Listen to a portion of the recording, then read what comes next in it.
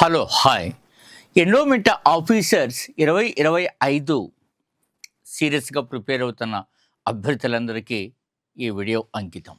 మిత్రులారా, వరుసగా సీరియస్గా మనం ఎండోమెంట్ ఆఫీసర్స్ పైన దృష్టి పెట్టడం మీరు గమనించి ఉంటారు. అయితే ఫస్ట్ ప్రిలిమ్స్ మనం సాధించాలి. ప్రిలిమ్స్లో ఎవరైతే వాళ్ళు మెరిట్ వస్తారో అంటే క్రాస్ అయిపోతారో 70% సక్సెస్ అయినట్టుగా నా అభిప్రాయం. ఎందుకంటే లక్షలాది మంది రాసే ఈ పరీక్షను మనం ఫస్ట్ ఈ ప్రిలిమ్స్ దాటేస్తే మనం ఇందాక చెప్పినట్టుగా చాలా సక్సెస్ వేలో మనం ఉన్నట్టు. ఆ తర్వాత మెయిన్స్కి మనం మళ్ళీ అదే సిలబస్ కాబట్టి గట్టిగా మరో కోణంలో చూడవచ్చు. అయితే ప్రిలిమ్స్లో గడిచిన 2 వారాలుగా నేను ఎండోమెంట్ సెకండ్ పేపర్ పైన వీడియో చేసాం. నేనైనా డాక్టర్ కట్టుమూరి చంద్రశేఖరం గారు, శతావధాని, అష్టావధాని ఇవన్నీ చేసాం. ఈ రోజున జిఎస్లో కొన్ని టిప్స్ నేను ఇవ్వదలుచుకున్నాను. అది కంప్లీట్గా విందురు. రైట్, ఫస్ట్ మీరు చూడండి. ఇందులో నేను మాట్లాడతాను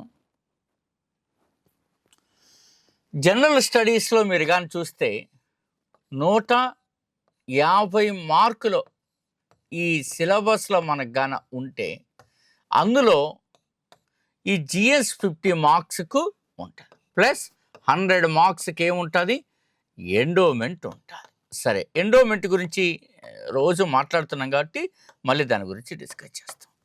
ఈ జనరల్ స్టడీస్లో మీకు అందరికీ తెలుసు సిలబస్ చాలా ఎక్కువ. సిలబస్ ఎక్కువ దాంట్లో సూక్ష్మంగా ఎలా వెళ్ళాలి. ఫస్ట్ నేను మీకు ఏమి ఇవ్వమన్నాను, ఫస్ట్ నేను చెప్పింది మీకు ఏంటంటే జనరల్ స్టడీస్లో మీరు మొట్టమొదట ప్రాధాన్యత ఇవ్వాల్సింది ఒక జిఎస్ పైన మంచి ఐడియా తెచ్చుకోవాలి అని అన్నాం. అలాగే ఆ తర్వాత నేషనల్ మూమెంటు, కరెంట్ అఫైర్స్, ఆ తర్వాత జాగ్రఫీ, ఇట్లా చూసిన తర్వాత మళ్ళీ సుస్థిర అభివృద్ధి, పర్యావరణము, సుస్థిర అభివృద్ధి అవన్నీ తర్వాత చేయవచ్చు. ఫస్ట్ వీటిపైన ఫోకస్ ఇస్తే మనం చక్కగా ముందుకెళ్ళినట్టుగా ఉంటాను. ఉదాహరణకు మీరు ఒక సరోజినీ నాయుడును తీసుకోండి. సరోజినీ నాయుడు నేషనల్ మూమెంట్లో వస్తారేమే, ఎలాగా బిట్టి ఎట్లా వస్తారు అన్నది నేను చెప్తాను. మీరు భారతదేశ జాతీయోద్యమ చరిత్రలో ఉప్పు సత్యాగ్రహం అనేది అశేష భారతావనిని కదిలించిన ఒక మాస్ మూమెంట్. ఆ మాస్ మూమెంట్లో సరోజినీ నాయుడు పోషించిన పాత్ర విస్మరించరానిది. గాంధీజీ ఉప్పు చట్టాన్ని, బ్రిటిష్ ప్రభుత్వం తెచ్చిన ఉప్పు చట్టాన్ని ధిక్కరించారు అని ఎవరన్నారు, ఎప్పుడన్నారు? హిందూ ముస్లిముల రాయబారి మహమ్మద్ అలీ జిన్నా అని ఎవరన్నారు, ఏ ఒప్పందం సందర్భంగా అన్నారు? సరోజినీ నాయుడు నివాసం పేరు ఏమిటి? ఇత్యాది ప్రశ్నలన్నింటికీ ఈ వీడియోలో మనం డిస్కస్ చేద్దాం. మంచి బిట్లు మీకు వస్తాయి. బిఫోర్ దట్ ఒక్క నిమిషం నేను మీ సమయాన్ని వాడుకోదలుచుకున్నాను. ఇందులో మీరు కానీ చూస్తే ఫస్ట్ మీరు కానీ ముందుకెళ్ళగలిగినట్లయితే ఇక్కడ ఇచ్చిన వాట్సాప్ నెంబర్కి ఈ డెమో పీడిఎఫ్ అండ్ టెస్ట్ తీసుకోండి. మీకు ఏ రకంగా మెటీరియల్ తయారు చేయబడిందో మీకు ఇస్తారు. అవధానులు, శతావధానులు, అష్టావధాని డాక్టర్ కట్టుమూరి చంద్రశేఖర్ గారు తయారు చేసినటువంటి దీన్ని లేటెస్ట్గా మళ్ళీ ఇట్లా రామాయణంలో పాత్రలు, ప్రాంతాలు, ప్రదేశాలు అన్నట్టుగా దాన్ని డిసైడ్ చేస్తూ సేమ్ అదే రకంగా రాయడం. సో మీరు గమనించి ఉంటారు, చాలా వీడియోల్లో చూపిస్తున్న పాత వాళ్ళు ఎవరైనా ఉంటే విసుగు చెందద్దని కొత్త వాళ్ళు ఇట్లాంటి ఒక అద్భుతమైన ఏ మెటీరియల్, ఏ ఎగ్జామ్కైనా సౌండ్ మెటీరియల్ చాలా కాంప్రహెన్సివ్గా చాలా అవసరం. సోది లేకుండా సూటిగా స్పష్టంగా దీంట్లో ఉన్న ఇన్ఫర్మేషన్ అంతా టెస్ట్ సిరీస్లకి, సూపర్ మెంటర్షిప్లకి మనం ఇవ్వడం జరుగుతుంది. మీరు గమనించింటారు, దీనికి చేయండి. అట్లాగే నిన్న సూపర్ మెంటార్షిప్ అంటే ఎట్లా ఉంటుందో భిన్నంగా ఈ దేశంలో మీకు నిన్న చూపించాను. రామాయణం ప్రాథమిక అవగాహన పైన అవధానుల గారు రాసింది. ఆ పాయింట్లన్నీ మీరు సూపర్ స్ట్రాటజీ కోర్సులో నేర్చుకోవడం వలన వాటిని జస్ట్ పావుగంట ఇంట్లో కూర్చొని ఆ మైండ్లో మననం చేసుకున్నారనుకోండి, ఇంక మనం చచ్చేదాకా అది మర్చిపోమండి. అది భారతదేశ పోటీ పరీక్షల చరిత్రలో ఒక కొత్త ఆలోచన. దాన్ని మనం తీసుకొచ్చి ప్రయత్నం చేశాం. రైట్, ఇక టాపిక్ వైజ్ టెస్ట్ సిరీస్ ఇది చాలా ఇంపార్టెంట్. ఒక్క విశ్వామిత్రుడి పైనే 20 క్వశ్చన్స్ మనం డిజైన్ చేసింటారు. ఓన్లీ విశ్వామిత్రుడు. లాస్ట్ టైం ఏమడిగాడు, విశ్వామిత్రుడు గాధేయుడు అని కింది వాళ్ళు ఎవరికి పేరు అన్నాడు. కానీ అతనికి మీరు కౌశికుడు అనే పేరు కూడా ఉంది కదా. అది ఎందుకు వచ్చింది, గాదేడు అనే పేరు ఎందుకు వచ్చింది, ఆ తర్వాత వృత్తాంతం ఏంటి, అన్నీ కూడా అవధానుల గారు ఇందులో రాశారు. ఇట్లా నెక్స్ట్ లెవెల్ కూడా మనం అప్డేట్ చేయడం అన్నది నిరంతరము తపనతో నిరంతరం. ఎవరైనా ఈ కృషి అంతా కూడా చూడాలి అనుకుంటే విజయనగరంకు రండి. నా పేరు డాక్టర్ గోపాల్ రెడ్డి. మా ఇంటిని డాక్టర్ కట్టుమూరి చంద్రశేఖర్ గారి యొక్క ఇంటిని, మా ఇల్లు అంటే మాకు స్టూడియో చూస్తారు, ఇక వారికి స్టూడియో ఉండదు కాబట్టి కట్టుమూరి గారి నివాసాన్ని చూస్తారు. వారి యొక్క స్థాయిని, ప్రాధాన్యాన్ని, పుస్తకాలను, మనం చేసిన పనితీరును పరిశీలించవచ్చు. రాష్ట్ర వ్యాప్తంగా నలుమూలల నుండి ఎవరైనా రావాలనుకుంటే వాట్సాప్ నెంబర్కి ఫోన్ చేసి మేము పలానా రోజున వస్తామంటే మేము టైం పెట్టుకుంటాం. త్రూ అండ్ ఫ్రో ఛార్జెస్ కూడా నేను మీకు ఇవ్వగలను, సరదాగా చెప్తున్నా, సీరియస్గా కూడా ఇవ్వగలము. మంచి భోజనం, మనం ఆతిథ్యం ఇవ్వగలం.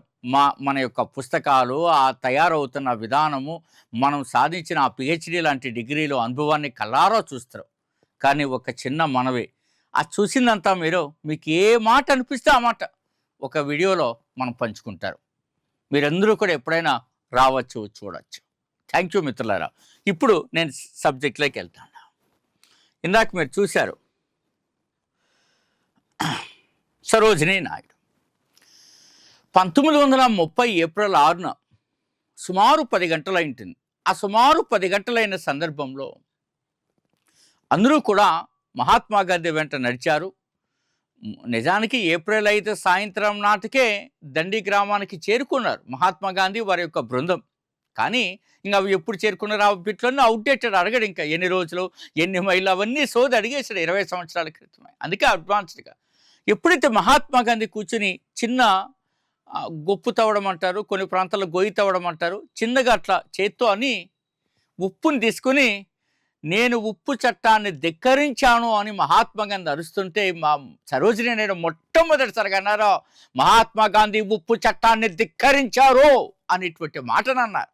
అదే బిట్టు మనకి ఇచ్చి ఈ మాటను ఎవరన్నారు అని అడిగారు. ఇది ఉప్పు సత్యాగ్రహం సందర్భంగా అన్నారు. అందుకే ఆ తర్వాత దాని కొద్ది దూరంలో దరాసన, దాన్ని దర్శనాన్ని కూడా అంటారు. ఉప్పు డిపో పైన దాడి చేయడము, అప్పుడు మహాత్మా గాంధీ తర్వాత అమెరికన్ జర్నలిస్ట్ ఆయన ఫోటో తీయడము, అవన్నీ బిట్లు అడిగాడు. అట్లా మనం నేర్చుకోవాలని.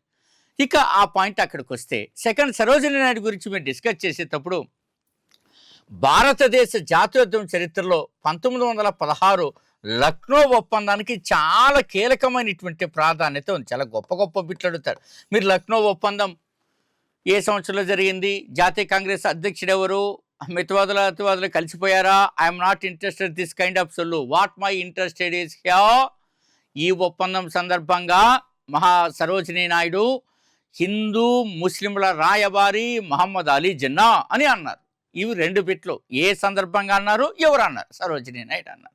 ఆమె చాలా గొప్ప పాత్రను పోషించింది. లక్నో ఒప్పందం భారతదేశ జాతీయోద్యమం నెక్స్ట్ కోర్స్కి, నెక్స్ట్ లెవెల్కి వెళ్ళడానికి చాలా కీలకం అనమాట. ఎప్పుడైతే 1907లో ఈ మితవాదులు విడిపోవడం, మళ్ళీ ఆ తర్వాత 1916లో కలిసిపోవడం, ఆ కలిసిపోవడానికి కలిగిన కారణాలు కూడా జాతీయోద్యమంలో అంటారు.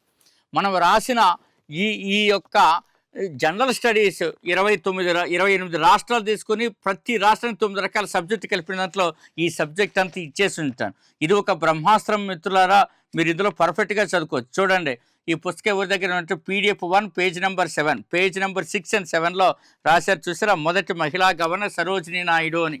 ఇక్కడ ఎంత నీట్గా ఉందో చూడండి. ఇలా ఇంత సిన్సియర్ ఎఫర్ట్ జరిగిందో మిత్రులారా. ఇక్కడ ఈ విశేషాలన్నీ ఇచ్చాను. పేజ్ నెంబర్ 8లో మీకు ఈ రకమైనటువంటి అనాలిసిస్ వచ్చింది చూసారా, స్టేట్మెంట్స్ కూడా వచ్చాయి. ఇట్లా మనకు బిట్టడు. ఈ రకమైనటువంటి తీరుతో మీరు జనరల్ స్టడీస్ని పూర్తి చేయాలి. ఇక ఆమె నివాసం పేరు గోల్డెన్ థ్రెషోల్డ్, హైదరాబాద్లో ఉంటుంది. ఇంకా ఆమె the bird of time, songs of India, broken wings, ఇలాంటి రచనలన్నీ ఇంకా మన లెవెల్కి అడగడనుకోండి, అది డిఎస్సిలో అడగచ్చు, లేకపోతే చిన్న చిన్న ఎగ్జామ్స్కి జీకే రూపంలో అడగచ్చు. కానీ జనరల్ స్టడీస్లో నేషనల్ మూమెంట్లో ఇట్లా. కాబట్టి మీరు నేషనల్ మూమెంట్ని ఈ రకంగా చదవాలి మిత్రులారా. కాబట్టి మనకు ప్రిలిమ్స్కి ఎవరైతే వెళ్తామో వాళ్ళు ఫస్ట్ ఇట్లా అన్ని రకాల సబ్జెక్ట్స్ని మనం తీసుకోండి, కంప్లీట్ చేయండి. ఫస్ట్ ఒక ఐడియా తీసుకోండి, తర్వాత నేషనల్ మూమెంట్ కంప్లీట్ చేయండి. ఫస్ట్ మనకంటే మన వాళ్ళకంటే ఇది అందుబాటులో ఉంటుందనుకోండి, 28 స్టేట్స్ ఇట్లా తయారు చేసుకోవాలా. ఇది తయారు చేయడం కొంచెం కష్టమైన పద్ధతి కదా, ఇది మనకు మాత్రమే అలవాటైంది. ఈ 2 చేయొచ్చు. 3 కరెంట్ అఫైర్స్‌కి గట్టిగా మీరు దృష్టి పెట్టాలా. 4 జియోగ్రఫీ మనం చూడొచ్చు. సో, అది అట్లా. ఆ తర్వాత 5 ఎన్విరాన్మెంటు మనకు చూడొచ్చు. అలాగే సస్టైనబుల్ డెవలప్‌మెంట్ కూడా మనం వెళ్ళొచ్చు. ఇట్లా జనరల్ స్టడీస్‌ని ఫస్ట్ ఫోకస్‌గా మనం చదివితే మంచి మార్క్స్ ప్రిలిమ్స్‌లో వస్తాయి. ఎప్పుడైతే ప్రిలిమ్స్ మనం క్లియర్ చేస్తాం, మరీ మరీ చెప్తున్నా, ప్రిలిమ్స్ బాగా హార్డిలు. దీన్ని మీరు ఎంత బాగా చేయగలిగితే అంత మంచిది. ఫోకస్డ్‌గా ఉండండి. ఫోకస్డ్‌గా ఉండండి. డైవర్ట్ అవ్వకుండా ఉండండి. మీరు తప్పకుండా మంచి సక్సెస్ సాధిస్తారు. మీ బుర్రంతా కూడా ఈవో ఎట్లా సాధించాలని ఉండాలా, మంచి ఎక్స్‌పీరియన్స్‌డ్ ఉండాలా. మంచి మంచి డిగ్రీలు, మంచి మంచి అనుభవం. అవధాని గారి వయసు 73, అనుభవం 51 సంవత్సరాలు మీకు చెప్పాను. ఆయన మహాభారతంలో పీహెచ్‌డీ, తెలుగు అధ్యాపకులుగా చేసి ప్రిన్సిపాల్‌గా పదవి విరమణ పొంది అవధానులుగా, శతావధానులుగా, అవధాన సామ్రాట్‌గా పేరుగాంచారు. నా పేరు డాక్టర్ గోపాల్ రెడ్డి, హిస్టరీలో పీహెచ్‌డీ. సో, 30 సంవత్సరాల అనుభవంగా ఇలాంటి టీం అంతా మీకు కృషి చేస్తుందని గుర్తించండి. జాగ్రత్తగా ఉండండి. సో, ఈ అంశాలను మీరు మననం చేసుకుంటారని ఆశిస్తూ all the very best, me doctor Gopal Reddy.